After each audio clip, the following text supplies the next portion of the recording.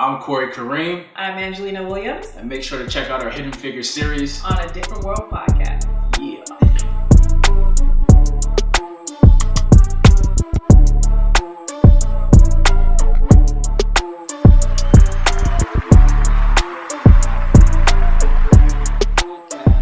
The podcast where we thrive on having disruptive conversations about sex, politics, religion, and everything else in between. I'm your host, Corey Kareem, alongside to the lovely Angelina Williams. And we have a special guest, and I'm super excited to have on here, who's known as a visual specialist visual communicator, around the city of Toronto. And he's here, a part of our episode, continuing on with our series around Black History Month, or beyond Black History Month. Because we're Black 365. Because it's 365 days a year, not just 1 month of the year. Our earlier episodes, we featured Dr. Lara Gotha, who's an OBGYN.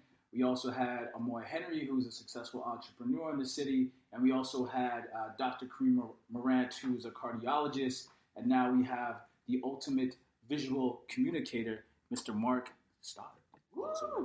So Mark, for the guests that are tuning in on our YouTube channel, right, or listening on Spotify or whatever platform, who is Mark Stoddart? Who is Mark Stoddart? Mark Stoddart is a community activist, storyteller, a guy that wants to leave his legacy, leave his mark, as his name. Yeah, for sure.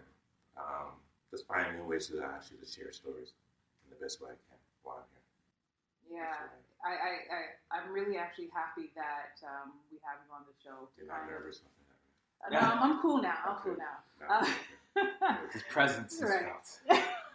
No, I'm happy to have you on the show simply because something we talked a lot about is, again, the idea of beyond Black History Month. We had some really great talented people on, but a conversation we're having, like, it's not just February. And I've always had a bit of a resistance to the notion of Black History Month, because I feel like our history should be talked about and celebrated beyond just the 28 days of a month. And I felt that with all that we've discussed and the work that you do in particular, talking about our living legends and the legends of our past would be such a wonderful bookend to this series and arguably continue the conversation further. I actually came to know you with the T-shirts with the fists. That iconic campaign. But where did this all start? Started from... Don't say the bottom. Sorry, cheesy joke, corny joke. It worked. But it started from Scarborough. It started from high school, graduating. I think I started creating my first T-shirt. And that first T-shirt was the movie that came out last year, the Black Panther, T'Challa. Created that image with the continent of Africa behind him. I did it with a group of my friends, close friends. We called ourselves a brotherhood. And we wore those shirts in Caribana when it was on university. And just wearing that with pride and almost feeling like an instant celebrity coming up the subway from university, and you see thousands of people, then you come out with this unique T-shirt. People thought, who the hell are you guys? And we had our nicknames on the back of the shirts. So your jerseys kind of... No, it's a regular T-shirt, but it's just our nickname. So at that time, they called me Picasso. Fitting. Yeah, at that, because everybody knew the two things was art or basketball or soccer. But those are the three things that kind of kept me out of trouble. And just wearing that on university just sparked a love of community, like I said, consciousness, and being a part of something. And that kind of spun into, what, I can actually do more of these stuff and start creating more shirts after another shirt. And it's always been that kind of driving force or the anchor to who I am. It's always been being creative, and through that canvas is a T-shirt. Right. Now, visual creator, what does that, or visual communicator, visual communicator, what does that mean? For myself, I think that we as artists, or anything with a blessing or a gift, we always feel that we kind of boxed in what that gift is, and I feel that you could actually expand upon that. And I've always thought that visual communicator for me as an artist is that I'm not labeled as a graphic designer or the web designer or the guy who does video or web design. There's different layers of transferable skills that I pretty much obtained. I can utilize on all different mediums. So I thought that using the visual communicator allows that to be a little bit more, can expand upon like water, this liquid that can move into other things. Yeah. Allows you to be fluid. Yeah. Now let's talk about your slogan, or one of your slogans at least. Educate, empower, and unite. Now those words were instilled in you at a very young age. So what does that mean to the people out there that doesn't understand the meaning behind those words for you? And again, that evolved. Everything builds, but for me, it was just the level of my story that it's always been educational, right? And within that, I want to empower people, empower their minds. And the end goal is uniting all of our souls into one. So it's educate, empower, unite. So, like I said, it's just those learning steps of building, kind of figuring who you are, or what you speak to. You know what I mean? Your brand. Yeah. What I love about your brand, as you put it, it's I've seen it like everywhere. In the sense that I remember going to the AGO, or was it the it was the AGO, and seeing this amazing collage series that you did.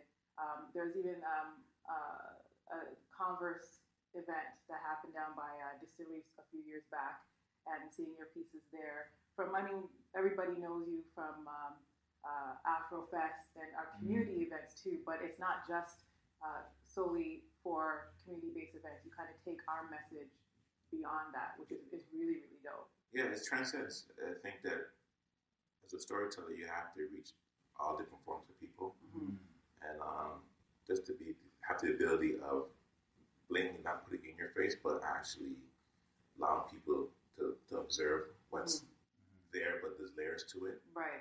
And it becomes a conversational piece. Right. I think you're doing a service to the people in the way of telling those stories in the right way. Where did the fist come from?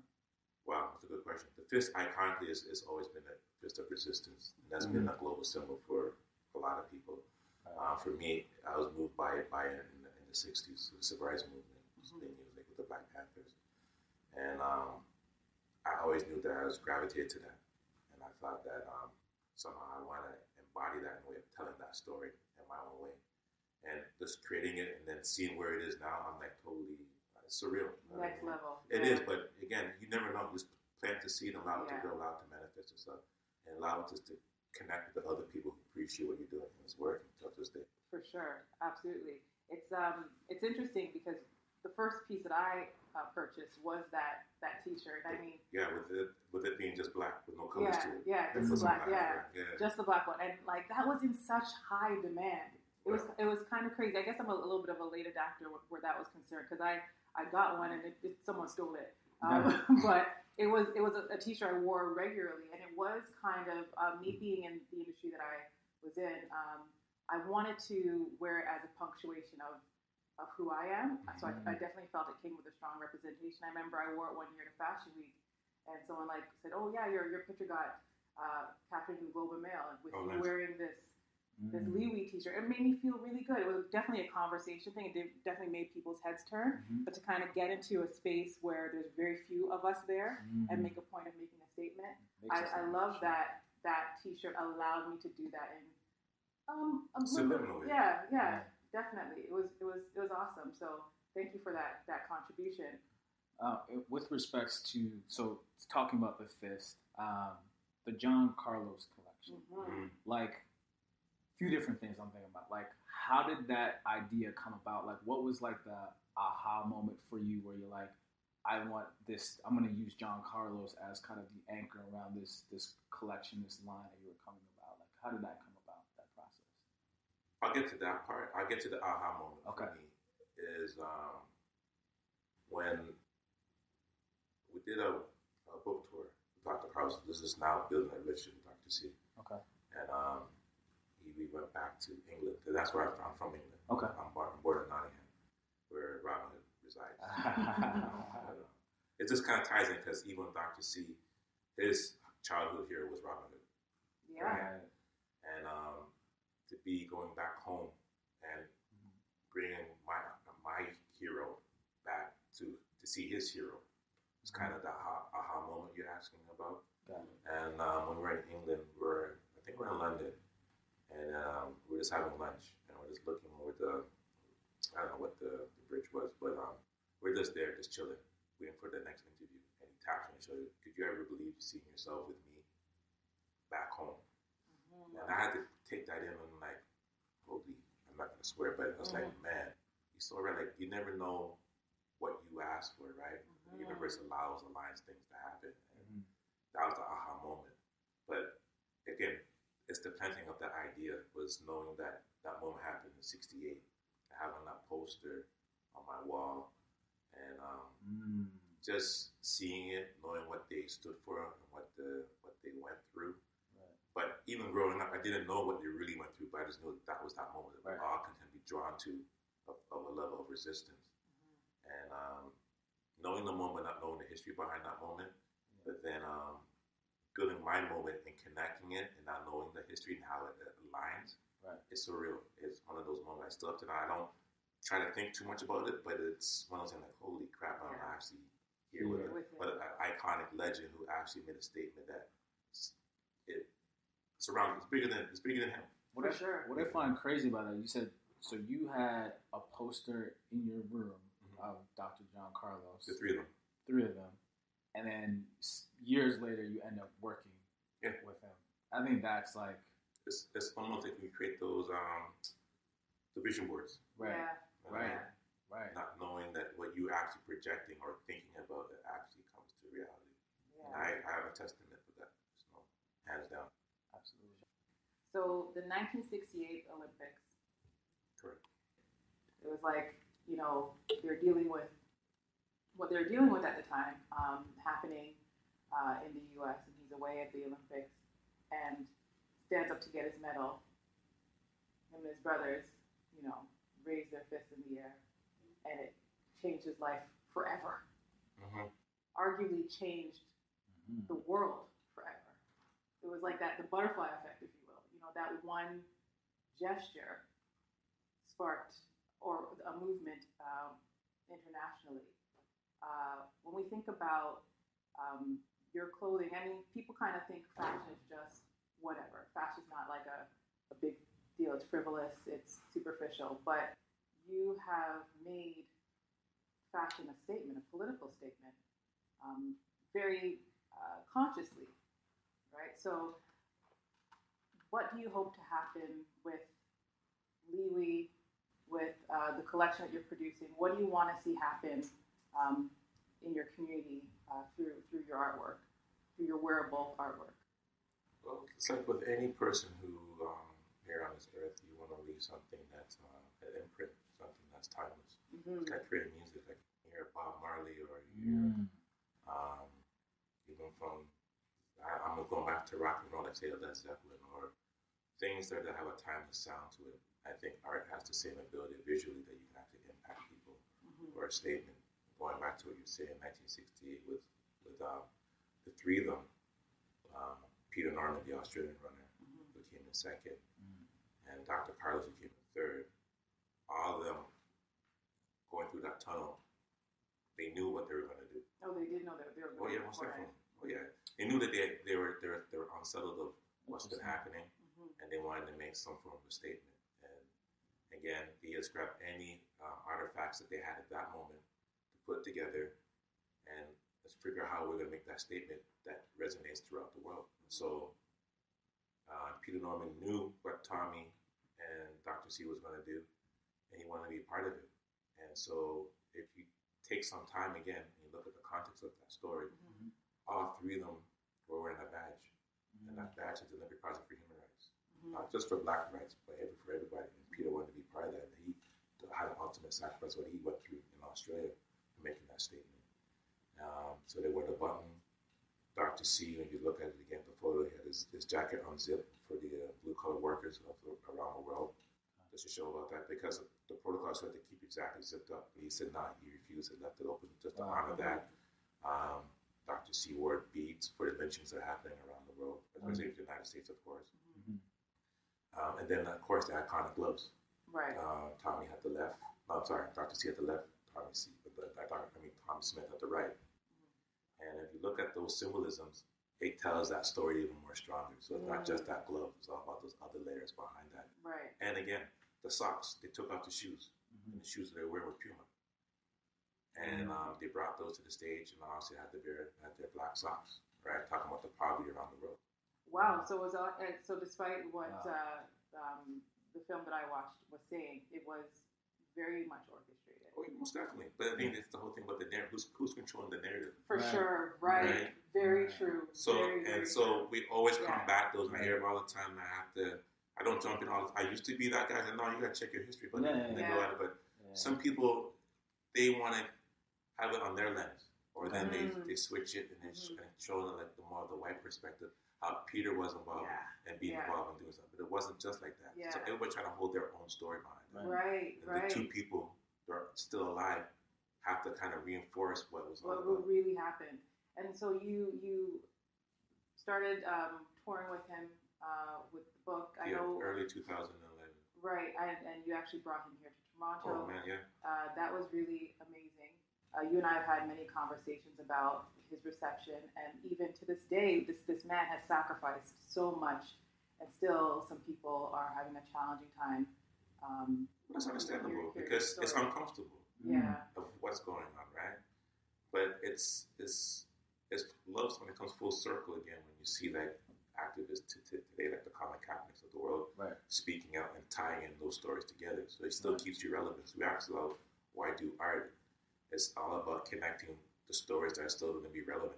Like I said, history doesn't repeat itself. It's people repeat history, right? So it's happening again, and we all have to keep hitting with on the nail with what are the events, what we need to do, informing people, educating people, empowering people, uniting people. Right. So I saw on your social media that you had some pictures with Cap. Yeah. What was it like working with him? I haven't worked with him, but the opportunity. You know that picture with Dr. King and Malcolm X, and they shook their hand, that iconic picture. Yeah. That's that moment to me. Bringing those two heroes together in one spot at that time was kind of crazy for me because I'm glad to be there. Right. And I'll give you a little nugget for this situation. The story was Young Turks that Francis Maxwell. He's a great ally, great writer, and his post that he talks about, and he was an advocate for Colin. And Instagram today, like I always feel, if you know how to use the Instagram or the social media world, you can really connect with people. You know, And you talk about hit them in the DM. It actually can come to reality if you do it in the right way, the right attention. So I knew his following, and so I just said, you know what, let me just try. I sent him a note. I said, I appreciate what you're doing, brother. I see that you're connected with Cap, and I said I would send him a care package. I packed up all my stuff, what I had, and I sent it to him. It could have been, you never know what's going to happen. You know, they're going to wear it, give it to their homie, to the side, whatever it is. But he took it. He acknowledged back that he liked it. He wore it. He took pictures, posted it. Okay, cool. Wow. All right. Now I can just manifest that idea, build on that. And we created a real organic friendship. So you DM Cap? No. Not Cap. So to get to Cap, you have to get to the person, the sources behind Cap, right? So I went to Francis, who had a relationship with Cap's people. So it was just one of those things that just happened that we just built this organic friendship. Right. And that year, 2 years ago, it's 2 years now, we were in New York, and Dr. C wanted to meet Kaepernick. But his pull or his connections, it wasn't working out at this moment. It's going to happen, we just didn't know when. Right. So I said to him, I have a friend that I met that wants to meet you. Want to try this angle? He goes, all right, give him a call. Let's see what happens. So we called him up. This guy was totally shocked that it's actually happened. So he's like on the phone, like actually talking to Dr. Carlos. I'm like, okay. Yeah. I'm in the cut this white wings, how this plays out. Yeah. So Dr. Carlos, you know what? If you want to meet with me, you meet me. I'm in New York. Cap's in New York. Make the connection. Right. So within the hour, whatever, people make the calls, and then there we are. That picture that you see with all of us together. That's how it happened. Legendary. So that picture, I always think of Malcolm X and Dr. King. That's when you see two icons connecting at that first time. And I was kind of the part of that to make the glue behind that. So it was a little history thing there for myself. So it was kind of cool. Now, as a visual communicator, you've been working in the community within Toronto for quite some time now. What's the biggest change you've seen from when you first got started to now, to today?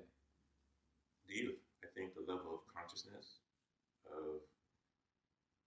was growing up, and we had like the PEs of the world, or the Boogie Down Productions, or the X Clans, the level of music that was playing, the level of consciousness that we're all about, that movement.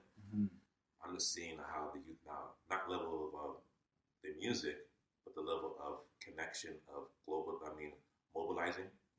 The youth today are actually doing that, and they're actually spending young money within the spaces that they're in now, that I'm seeing. So if you have an idea or a product, you're going to get the support within young people, and that's a great thing to see. Because I didn't really have that growing up myself. So with that being said, what do you think is the next step for the city of Toronto specifically? Like, what do you think needs to change next, or needs to change like the most?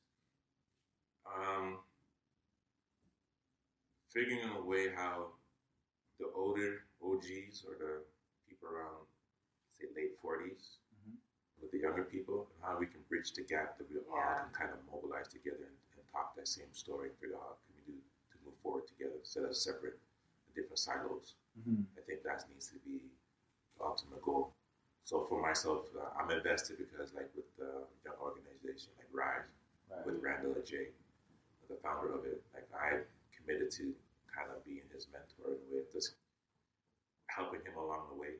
As much as he's getting advice from other people, I think that if you can kind of give back in those kind of natural ways, you can definitely be a part of moving forward within our community. So I think giving back to the youth is the key thing right now. Can you believe, like, it's been 50 years? Yeah, of course. I'm 50. Right? So of course. But, like, just think about that, though. Like, and we're still dealing with the same right? Thing. Like, for me, that's the real... Sorry, I didn't catch the whole thing. 50 years, and we're still dealing with the same thing. The fact that, like, you know, you have someone like Dr. Carlos and Colin Kaepernick coming together, like, yeah, man, we're still here. I mean, this guy gave his life. Like, there's, like, so many people that didn't want to... Like, he lost a whole bunch of his endorsement deals and stuff. He lost everything. You know, didn't he get divorced and all that? He went through a lot. What Colin's going through now, he has the support. Right. He has the social media, he has people who realize what you're doing is the right thing. It's interesting, but the reality is that it does depend on who's telling the story. Big time. Like, it's just astonishing. It really does depend on who's telling the story. And so they're waiting for, like, if they transcend, doctors sometimes disappear or they pass away. It's almost like in that movie, the Green Book. Who's going to be the person building that story and telling their story? Man. So, as much as they're alive, their movie's coming out for 2020. That's the goal. So I'm hoping that in Hollywood, they always embellish it and tell you their perspective, right? Yeah. And make it highlighted bigger than what it is. But I'm hoping they get the real facts behind it. Because, again, a lot of people don't know. I think what's beautiful about it is that Dr. Carlos has individuals like yourself who we're talking about bridging the gap.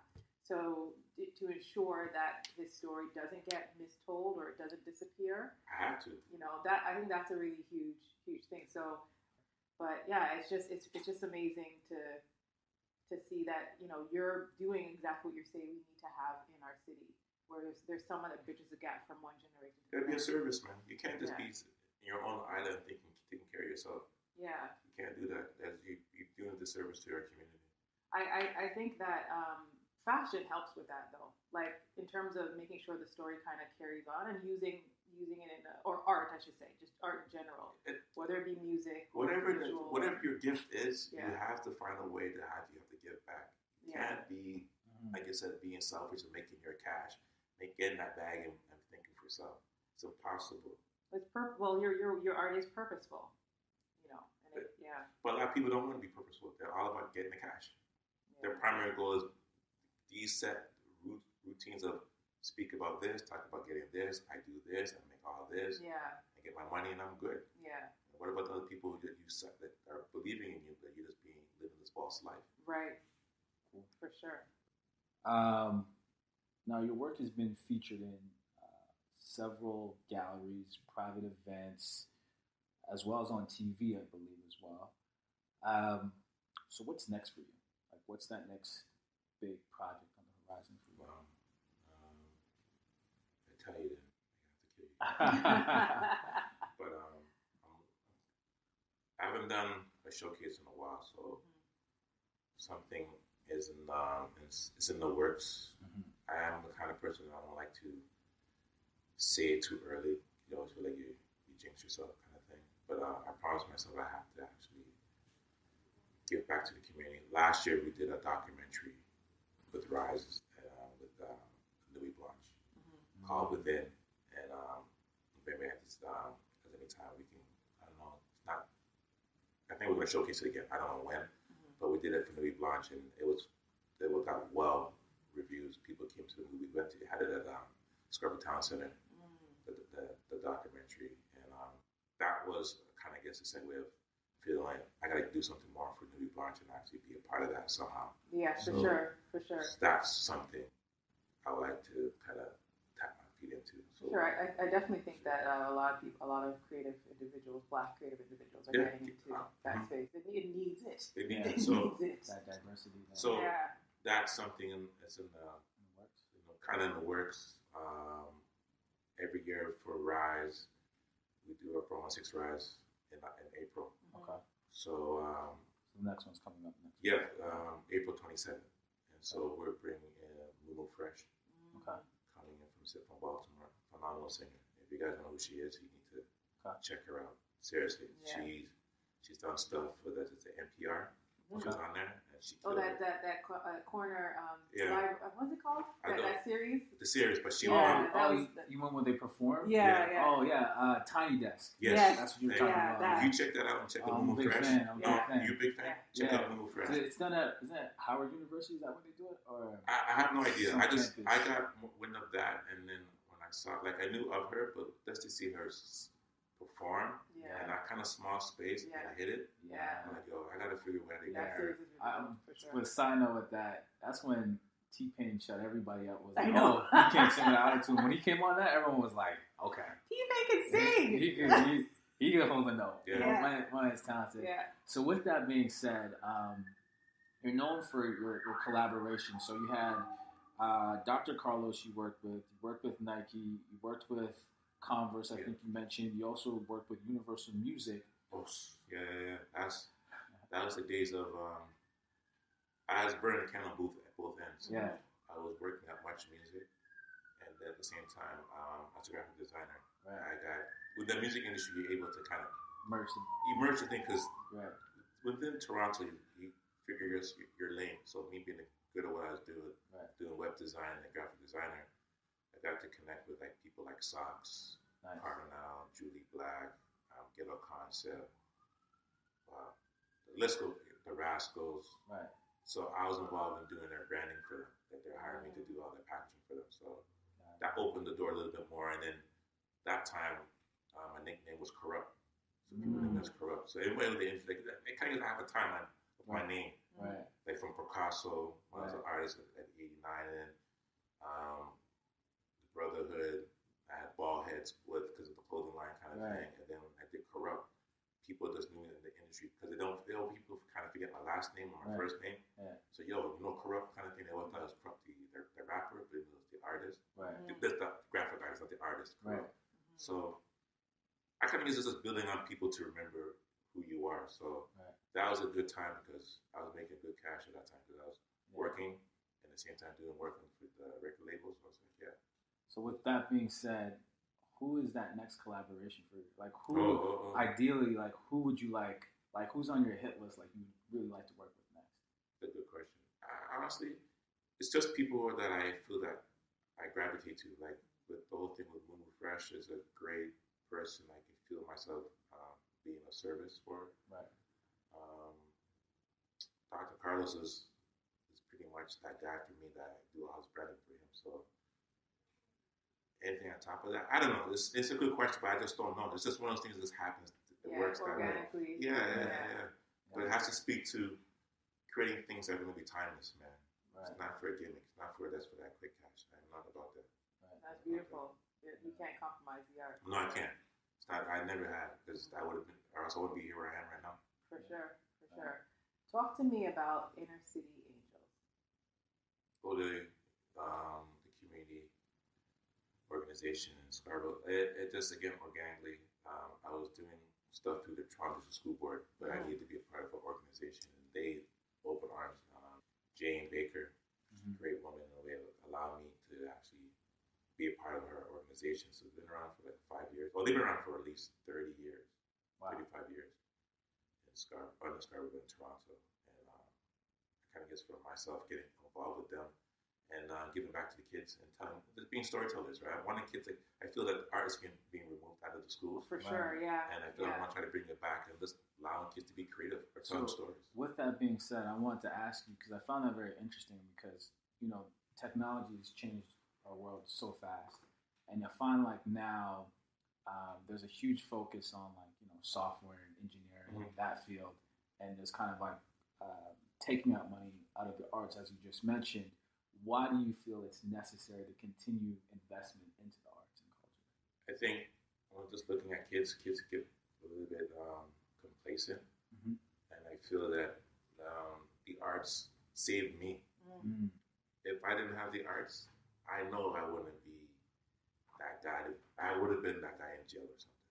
So I would have had another way of distraction. So getting myself caught up. So it saved your life. It most definitely did. It was, everybody who knows me knows that there's two things. That I had a basketball in one hand and a portfolio in the other. So people just knew that one of those things has to happen for Mark. Right. And basketball didn't end the way I liked it to end, but I was able to take that sports element and tie it into the arts. Transferable, as you mentioned. Exactly. So I feel the arts, like I said, being removed. I just want kids to be creative, man. Being the level of technology, you still have to have the idea of what you want to create. Right. You can't just copy what the things are. You have to invent something. Yeah. I think outside of that box. I think being an artist allows you to push yourself, be uncomfortable in spaces, right? Yeah. Talking about a lot of your work with the youth, you collaborating with Dr. Carlos, being the bridge, if you will, that 50-year bridge between Dr. Carlos and Colin Kaepernick. What do you want Toronto to remember you for? It's going to be a timeless video here when I say this, Howie. All right, here we go. Yeah. I just want to be that guy who actually left his mark, literally as my name. You know what I mean? I think Dr. Carlos says it best when he told me, it's like there's two things that guaranteed in life. It's your birth and your death. There's that dash in between. That's those timelines was what you're going to really impact people. So whatever people remember me by, those memory moments, those timeless moments, is what people should, that's what I'm leaving behind. Something's going to imprint them. That's it. If Mark could do it this way, I think I can do the same thing. Yeah. Right? And it's just being positive, man. Every Thursday, you get that quote. Stay consistent and be true to who you are. Stay true to your brand. Yeah, actually, I forgot to talk about that. That third, I don't know who else is on that list, but I absolutely look forward to you. You're like a Rev Run, you know. Yeah. You send that message every Thursday morning of just inspiration and encouragement, and it helps to keep the folks aligned. It's awesome. So for those that, talking directly to camera now, for those that are on that list, you're very fortunate people. You get those words of inspiration every Thursday. Actually, what made you start doing that? It was funny enough. A friend of mine, Huggy. Yeah. He was doing it, and that time he did it. It wasn't texting. It was through email, and he was pretty consistent at setting up quotes. And then for some reason, he just kind of stopped doing it. I thought it was a great idea, kind of thing. And then I thought, let me just try it with a small core of people. And I kept building. I've been doing it for the last couple of years. Yeah, at least over 10 years. Wow. At least being consistent every Thursday, hitting people off. Yeah. And finding quotes that because it gets me through my day. So if it helps me, I want to help somebody else. Yeah. And I'm not looking for a response. It'd be nice to get a response. But, I felt like that was shady. Give her a response. no, but on a real note, it's not about the responses, but the people who you impact. There's some people I don't even communicate with, but they do a check and goes, "Yo, Mark," and I'm like, "Whoa, I actually talked to you," and they hit me back together. Yeah. Thanks for that quote. Yeah. So some of them may hit at the right time. It resonates to them. For sure. So for all the people out there that want to get in contact with you, they have an idea, they just want to get involved or reach out. Like, what are the best ways to? The handles. Yeah, the handles. Definitely the website. If you guys want to order some shirts, support a brother. You know what I mean? Yeah. Are you still selling the classics? Going to, not yet. There's other variables of stuff that's on the site. I gotta stock up on that. The website is liwi68.com. That is literally where the acronym is, liwi68. Dr. John Carlos' website is John Carlos 68, which is I do his site, and I have my own personal site now, which is the Birthmark 50. Perfect. So those are the 3 handles, and then Instagram is LIWI68. All right. So make sure we'll also include all those details in our description. Yeah. So yeah, that wraps up this episode. No, you got the hot seat, brother. This is good though. I think this is perfect. Yeah. I appreciate you. Yeah, gracing us with some of this wisdom and just amazing Toronto talent, because that's what we're really about. Focusing on people that are doing remarkable things. I got one more question, man. I know you guys couldn't leave that. I have an OG question, because you gave me this. You got this OG presence right now on me, right? I'm gonna ask you a hip hop related question. Oh, hip hop. Okay. All right, go ahead. This is a curveball. Okay. Who put Toronto on the map? Was it Cardinal Official or Drake? Or who do you think put Toronto on the map on a hip hop music level? A hip hop musical level? Mm-hmm. Like, who do you think put us on the map? Like, said, yeah, Toronto's there. But it's the foundation, right? So I'm going with 2 people who I know that set way to get opportunities for everybody else, and that has to be Mishi to Maestro. Yep. Like those are the founding. She's like, yep. She's clapping. It's a debate that we have regularly. Because you got to get what those guys are. You have to have the foundation, those are the man. people who actually put in You the don't work. build a house from the roof down. Okay, Mom. Okay, Mom. I remember those days of concert hall there. I remember Mishi and her performing and going to her performances. Yeah, the maestro from Lamb coming in this building with Farley. Yeah. Those are legacy moments that we appreciate, right? And then you get the Cardis, then you get like the Socrates. You know what I mean? And that's the next tier, right? And then you get the Drakes coming through, get benefiting from what the groundwork is, right? And I've been there, so I got to see everything. You know what I mean? So, and then again, I have those guys who are good friends of mine. Right. Well, I'm not going to argue with an OG, so I'm going to take the L. And we're going to leave it at that. And thank you guys for tuning in to another episode of A Different World Podcast. Please remember to check us out on YouTube at A Different World Podcast, and hit us up on our IG at ADW_podcast. That's where you can find us. Ange loves your DMs, so make sure you just hit her up all the time because she loves them. But yeah, thanks for tuning in, and that's it. We out. Peace and love.